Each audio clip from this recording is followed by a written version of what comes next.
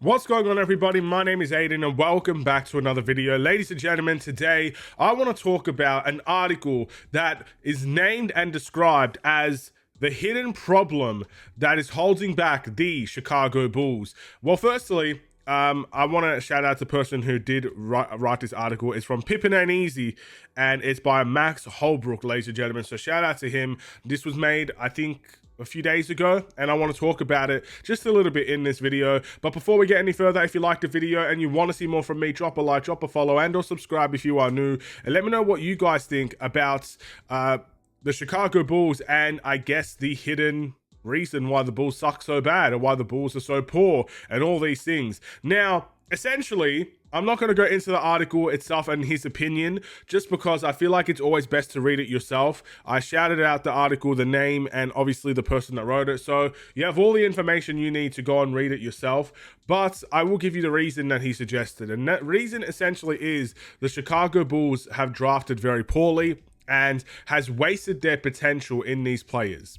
So that's kind of the reason he mentioned, and I want to talk about it a little bit because I have a couple of things to say. First and foremost, I think this might be a hidden thing for NBA fans, but the Bulls are very well aware of this. The Bulls have always been very well aware of this. Every season when there's an upcoming draft, we get very nervous just because we know that the Bulls have the potential to screw things up.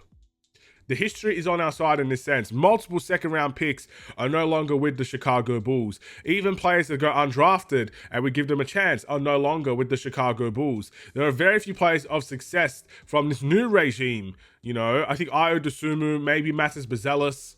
I can't think of Patrick Williams in a sense is successful, but for a 4th overall pick is not successful. So the Bulls have failed in the draft before. And we very well know that they could be failures in the draft at any given point in time.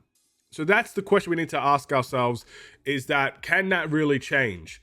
Because that does make us poor. It makes us poor in the sense of, you know, if we don't draft well, how are we ever going to get a good team? How are we ever going to build a foundation if you can't exactly trust the people that are here to build that foundation? And at the same time, when we do draft well and players don't live up to that potential, you begin to ask questions as well. All right, well, we may have made the right pick at the time, but if these players aren't growing in this organization, how are we supposed to trust that this team is going to get any better? These are conversations we need to have internally, externally, whatever the case may be. And I have no issue with anyone suggesting that the Chicago Bulls draft poorly and waste their potential. I agree. But the question is, can we build ourselves out of that? And the best way to build ourselves out of that is to change the narrative. We need to change this narrative, ladies and gentlemen. So I will change the narrative a little bit. Ayo Dosunmu is a successful draft pick. Matas Buzelis is a successful draft pick as we speak today, right now. With the 11th overall pick, we got Matas Buzelis, dropped all the way down. Now, if you saw the recent video about Matas Buzelis, he thought he was going to go between 2 and 8 or something along those lines. He fell to 11 and the Bulls took him. And that was probably the easiest choice you could ever make. But they made it. That's the most important thing. I don't care how easy it is. You make the right choice. If the Bulls ended up winning the coin toss and went first overall pick instead of Dallas, I don't care if it's the easiest choice in your life, you still have to make it. They would have picked Cooper Flagg. I'm so confident of that. Beyond belief. So when Matas Buzelis falls to you at 11, you take it. It's as simple as that. So yes, it's an easy choice, but sometimes the easy ones, they fall right into your lap and you just say, you know what, I'll take it.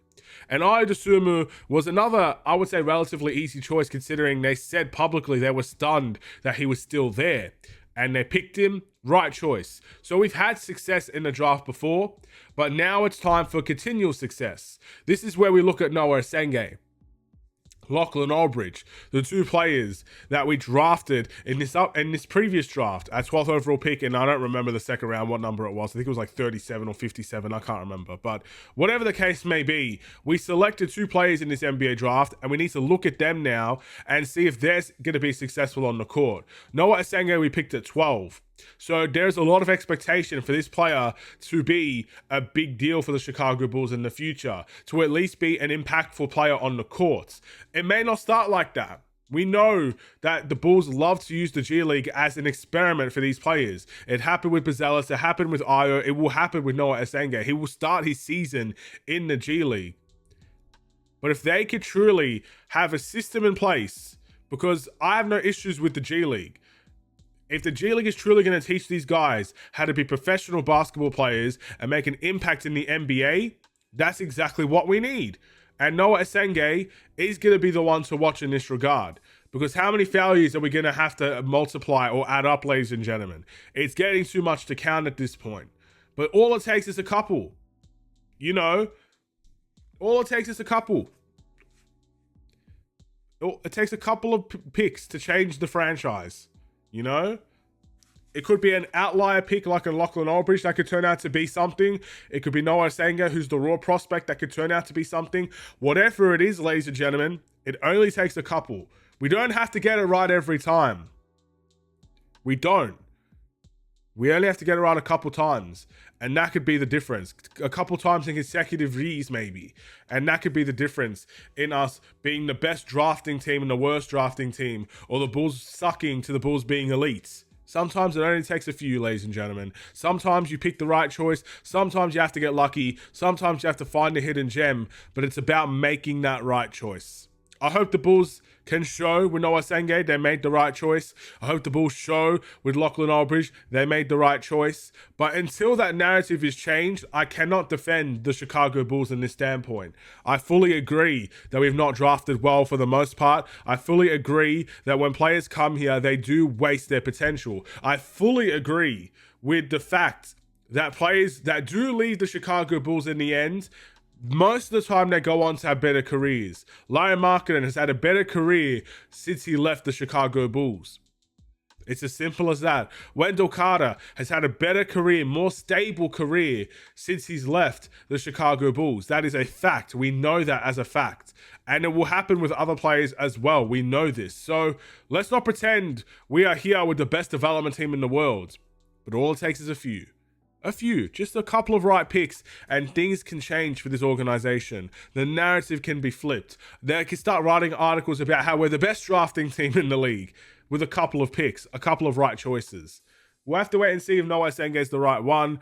But so far, I'm liking how Matisse Buzelis is looking, and that is always going to at least have a counter argument. Well, we got Buzelis.